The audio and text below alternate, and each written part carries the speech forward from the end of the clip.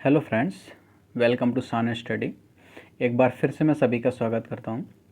दोस्तों, हम लोग डीएलएड थर्ड सेमेस्टर के जो साइंस के क्वेश्चंस हैं वो डिस्कस कर रहे थे। ठीक, हमने पिछली क्लास में हमने 30 क्वेश्चंस को डिस्कस कर लिया था। आज हम 31 से डिस्कस करेंगे।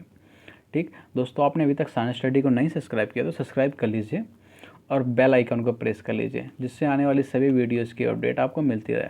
और अपने दोस्तों में भी ज़्यादा से ज़्यादा शेयर करिए। ठीक, आज हम 31 से डिस्कस करना, तो चलो 31 डिस्कस करते हैं। कह रहा है कि खाना बनाते समय यदि बर्तन की तली बाहर से काली हो रही है तो इसका मतलब है कि ऑप्शन ए, भोजन पूरी तरह से नहीं पका है।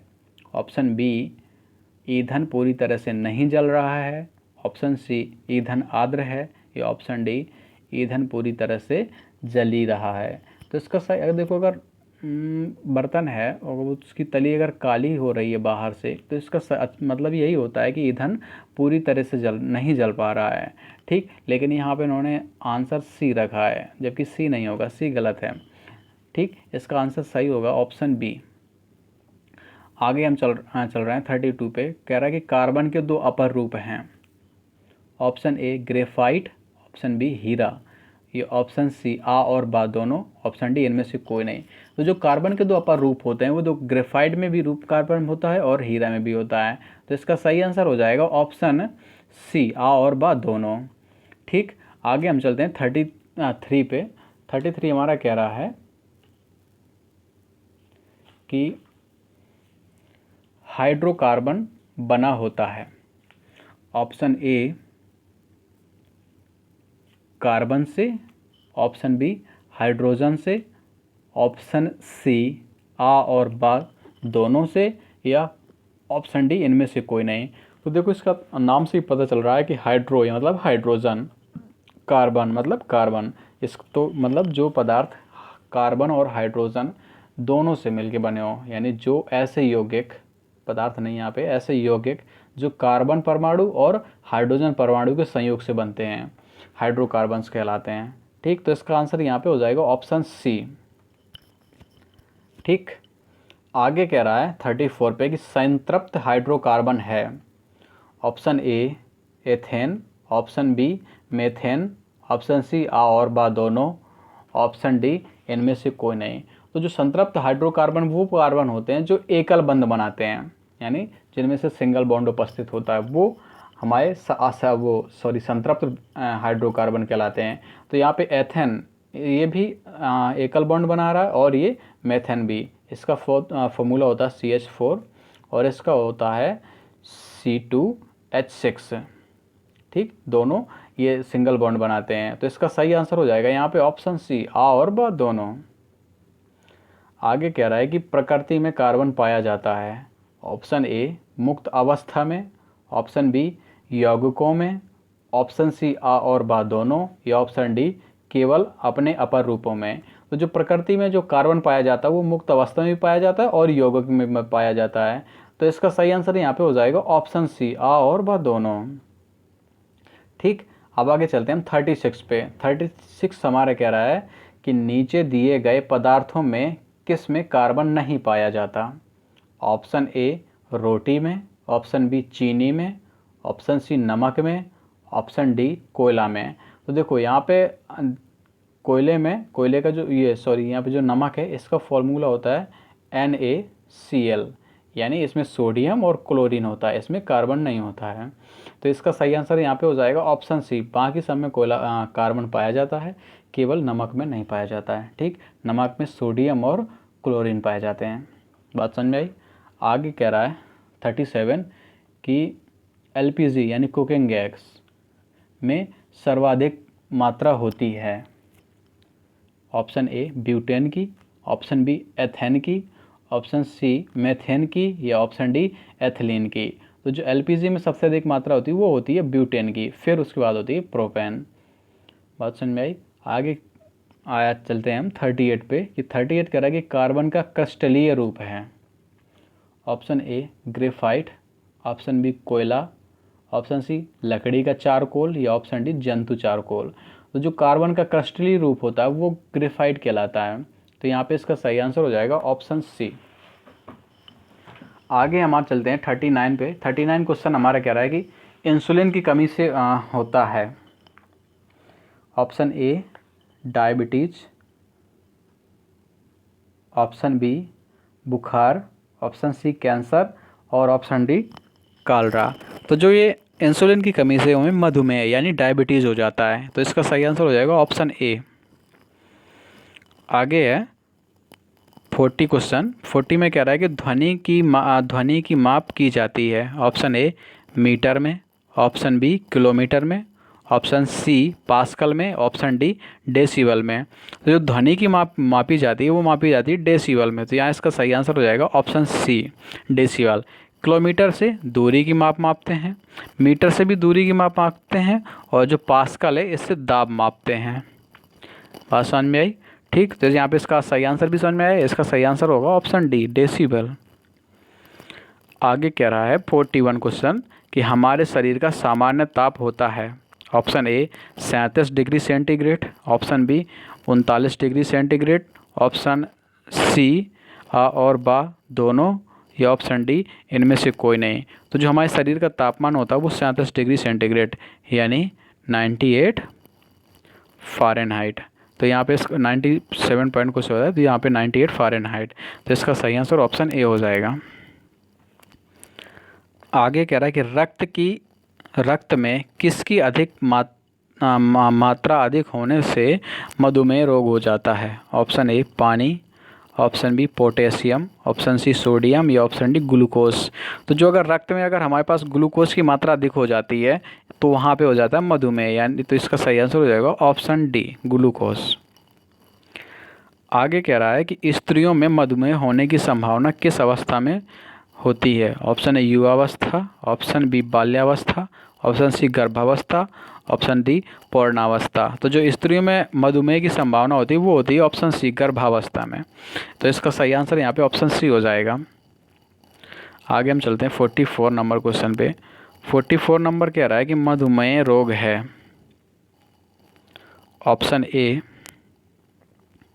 6, ऑप्शन बी वंशानुक्रम, ऑप्शन सी संक्रामक, और ये ऑप्शन डी असंक्रामक। तो यहाँ पे इसका सही आंसर देखो, यहाँ पे जो मधुमेह है वो यहाँ पे असंक्रामक रोग भी होता है और वंशानुक्रम भी होता है। असंक्रामक रोग होते हैं ऐसे के अंतर्गत ये लोग बीमारियाँ आती हैं, बीमारियाँ जिनके जीव नहीं होते हैं, ना ये बीमारियाँ छुआछूत से फैलती हैं, ये असंक्रामक रोग से फैलती हैं। तो इसमें से जो मधुमेह है वो भी असंक्रामक रोग में आता है। लेकिन ये 98 से अपने जो इंडिया है ये 90 से 95% जेनेटिक रूप से फैलती है। ठीक, तो यहाँ पे इसका सही आंसर हो जाएगा ऑप्शन बी वंशानुक्रम। जो मधुमेह है वो वंशानुक्रम बीमारी है। आगे हमारा 45 नंबर कह रहा है कि मधुमेह में कौन सी दवा दी जाती है। Option A insulin, option B vitamin D, option C paracetamol, option D ampicillin. तो जो मधुमेह में है वो दी जाती है इंसुलिन। ठीक, इंसुलिन की कमी से ही तो मधुमेह रोग होता है, इसलिए इसमें इंसुलिन की दवा दी जाती है। इसका सही आंसर हो जाएगा ऑप्शन ए। आगे है 46 नंबर कह रहा है कि उक्त रक्तचाप कितने प्रकार का होता है। Option A 2, option B 3, option C 4, option D 5। तो जो उक्त रक्तचाप है वो मेन 2 प्रकार का होता है। ठीक, एक प्राइमरी और दूसरा सेकेंडरी। तो यहाँ पे इसका सही आंसर हो जाएगा ऑप्शन ए। लेकिन यहाँ पे इन लोगों ने इसका आंसर दिया है ऑप्शन बी, तो वो गलत है। ठीक, यहाँ पे इसका आंसर सही होना चाहिए ऑप्शन ए। आगे कह रहा है कि पर्यावरण दिवस मनाया जाता है।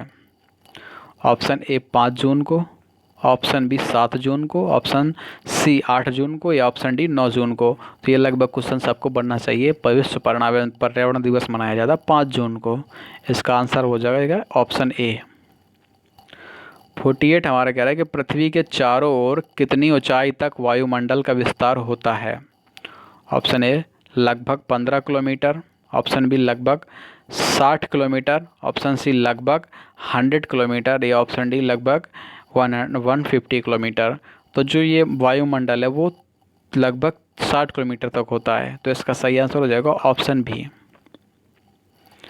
आगे 49 पे कह रहा है कि प्रकृति की रचना है। ऑप्शन ए मनुष्य, ऑप्शन बी जीव जंतु, ऑप्शन सी पेड़ पौधे, ऑप्शन डी उपरोक्त सभी। तो देखो मनुष्य भी प्रकृति की रचना, जीव जंतु भी हैं और पौधे भी हैं। तो यहाँ पे इसका सही आंसर हो जाना चाहिए ऑप्शन डी सभी। ओके, आगे चलते हैं 50 नंबर पे। 50 कह रहा है कि बर्फ़ का तापमान होता है। Option A 100 degree centigrade, option B 38 degree centigrade, option C 0 degree centigrade और ऑप्शन डी 10 डिग्री सेंटीग्रेड। तो जो यहाँ पे बर्फ़ का जो तापमान होता है वो होता है 0 डिग्री सेंटीग्रेड। तो यहाँ पे इसका सही आंसर हो जाएगा ऑप्शन सी।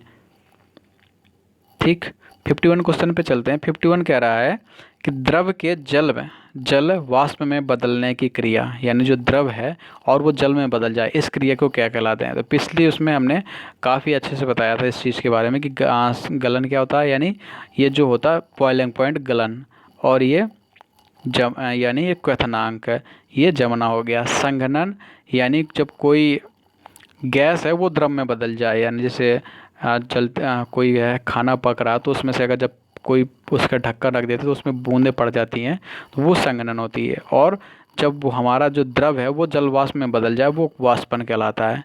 तो यहाँ पे इसका सही आंसर हो जाएगा ऑप्शन बी। 52 हमारा कह रहा है कि 20 डिग्री सेंटीग्रेड को फ़ारेनहाइट में बदलिए। तो इसका एक सूत्र होता है, अगर हो सके तो आप लिख लीजिए, C/5 is equal to F-32/9। ठीक, ये इसका फॉर्मूला होता है कन्वर्ट करने के लिए। तो यहाँ पे देखो हमें डिग्री सेंटीग्रेड दिया है, फ़ारेनहाइट में बदलना है। तो यहाँ पे हम देखा 20/5, 20/5 हो गया, F-32/9।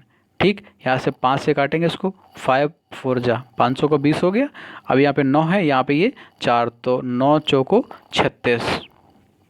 ठीक, ये अब ऐसे हो जाएगा 36 इज इक्वल टू F-32। तो F इक्वल टू 36 + 32, ये हो जाएगा F इक्वल टू 68। ठीक, तो यहाँ पे सही आंसर हो जाएगा 68 डिग्री फ़ारेनहाइट। पहली बात तो यहाँ पे सब राशियाँ गलत दी हैं इसमें, और दूसरी बात इसका आंसर भी ये लोग गलत दिए हैं। यहाँ पे आंसर सी दिए हैं, 36 फ़ारेनहाइट नहीं होगा, यहाँ पे इसका होगा 68 फ़ारेनहाइट। ठीक, डिग्री सेंटीग्रेड से बदलने में इसका सही आंसर यहाँ पे हो जाएगा 68 फ़ारेनहाइट, ना कि 36। और यहाँ पे सब में सी की जगह यहाँ पे एफ होगा। आगे 53 पे कह रहा है कि किसी वस्तु का ताप निर्धारित होता है। ऑप्शन ए अणुओं की, ऑप्शन सॉरी यहाँ पे आगे क्वेश्चन ही है अणुओं की। ऑप्शन ए स्थितिज ऊर्जा द्वारा, ऑप्शन बी गतिज ऊर्जा द्वारा, ऑप्शन सी स्थितिज ऊर्जा और गतिज ऊर्जा के योग द्वारा, या ऑप्शन डी इनमें से कोई नहीं। तो जो वस्तु का जो तापमान है वो निर्धारित होता है उसकी गतिज ऊर्जा द्वारा। जो अणुओं की गतिज ऊर्जा है, किस उसमें गति कर रहे हैं, उसी से उसके ताप का निर्धारण होता है। ठीक, हम आगे चलते हैं 54 नंबर क्वेश्चन पे। 54 कह रहा है कि थर्मामीटर बनाने में पारा उपयोग में क्यों लाते हैं। ठीक, क्योंकि इसका क्वथनांक अधिक होता है। ऑप्शन बी कह रहा है ये चमकदार होता है। ऑप्शन सी कह रहा है कि इसमें वाष्प दाब कम होता है, या ऑप्शन डी उपरोक्त सभी। तो इसको उपयोग में इसलिए लाते हैं क्योंकि इसका क्वथनांक अधिक होता है। तो यहाँ पे इसका सही आंसर हो जाएगा ऑप्शन ए। सॉरी, इसमें यहाँ भी चमकदार भी तो है, इसका चमकदार भी होता है। देखो ये पारा क्वथनांक भी अधिक होता है और इसका वाष्प दाब भी कम होता है, इसलिए यहाँ पे ये इसका सही आंसर हो जाएगा ऑप्शन डी। ठीक, इन लोगों ने इसका आंसर दिया है ऑप्शन ए। पारा चमकदार होता है इसलिए से अगर उसकी जो वो है ना कि रीडिंग अगर आराम से आसानी में नापने में आसानी होती है, और इसका क्वथनांक भी अधिक होता है। तो इसलिए यहाँ का इसका सही आंसर हो जाना चाहिए यहाँ पे ऑप्शन डी। बात समझ में आई? चलो आगे चलते हैं हम 55 पे। 55 हमारा कह रहा है कि सूर्य का ताप नापा जाता है। ऑप्शन ए पारे के तापमापी द्वारा, ऑप्शन बी स्थिर आयतन गैस तापमापी द्वारा, ऑप्शन सी प्रतिरोध तापमापी द्वारा, या ऑप्शन डी उत्ताप मापी द्वारा। तो जो ये सूर्य का ताप है ये ऑप्शन डी उत्ताप मापी द्वारा ही मापा जाता है। ठीक, इसी को आगे हम चलते हैं। कह रहा है 56 नंबर क्वेश्चन पे कह रहा है कि वस्तु ए का द्रव्यमान अधिक है, दोनों को समान मात्रा में ऊष्मा दी जाती है, तो किसका ताप अधिक होगा? ऑप्शन ए का, ऑप्शन बी का, ऑप्शन सी दोनों का समान, ऑप्शन डी कुछ कह नहीं सके। तो इसमें जो द्रव्यमान है वो ऊष्मा का वो समानुपाती यानी होता है, तो इसलिए इसका जिसकी जो द्रव्यमान अधिक है उसका भी तापमान भी अधिक होगा। तो इसका यहाँ पे सही आंसर हो जाएगा ऑप्शन ए का। आगे 57 कह रहा है कि 1 कैलोरी होता है। Option A 4.18 joule, option B 4.18 गुणे 10 की पावर 2 जूल, ऑप्शन सी 4.8 गुणे 10 की पावर 3 जूल, या ऑप्शन डी 4.18 गुणे 10 की पावर 5 जूल। तो यहाँ पे इसका सही आंसर हो जाएगा ऑप्शन ए, 1 कैलोरी बराबर होता है 4.18 जूल। 58 क्वेश्चन हमारे कह रहा है कि 0 डिग्री सेंटीग्रेड बर्फ़ को गर्म करने पर पानी का ताप होगा। तो बर्फ़ है, बर्फ़ का टेम्परेचर 0 डिग्री होता है, तो लेकिन अगर उसको गर्म करेंगे तो उसके पानी का भी जो तापमान होगा ना वो भी 0 डिग्री ही होगा। तो यहाँ पे इसका सही आंसर हो जाएगा ऑप्शन डी 0 डिग्री सेंटीग्रेड। ठीक, 100 पे ना लगा देना, यहाँ पे जो 100 लगा के आ जाओ। यहाँ पे इसका सही आंसर हो जाएगा 0 डिग्री, क्योंकि वो थोड़ा ना पिघला ही भर तो है, टेम्परेचर थोड़ी ना कम होगा। आगे कह रहा है 59 पे कि ऊष्मा का सुचालक है। ऑप्शन ए लकड़ी, ऑप्शन बी कांच, ऑप्शन सी तांबा, या ऑप्शन डी कागज। तो जो ये धातु है का तांबा धातु होता है, तो धातु सबसे अच्छी ऊष्मा की सुचालक होती है। ठीक, सबसे ज़्यादा अगर ऊष्मा का जो सबसे अच्छा सुचालक माना जाता है वो सिल्वर के बाद तांबा, ठीक, तांबे के बाद फिर एल्युमिनियम। तो यहाँ पे इसका सही आंसर हो जाएगा ऑप्शन सी।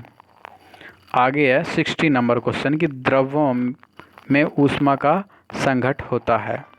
ऑप्शन ए चालन द्वारा, ऑप्शन बी संवहन द्वारा, ऑप्शन सी विकिरण द्वारा, ऑप्शन डी वाष्पन द्वारा। तो जो इसका सही आंसर जो है कि द्रवों में ऊष्मा का जो संचालन होता है वो होता है ऑप्शन ए चालन द्वारा। ठीक, यहाँ पे इसका सही आंसर हो जाएगा ऑप्शन ए। तो आज क्वेश्चन यहीं तक रखते हैं, आगे उसके बाद आगे डिस्कस करेंगे। ठीक दोस्तों, अभी शेयर नहीं किया तो प्लीज़ दोस्तों में शेयर भी करते जाइए और वीडियो को लाइक भी कर लीजिए। Thank you for watching.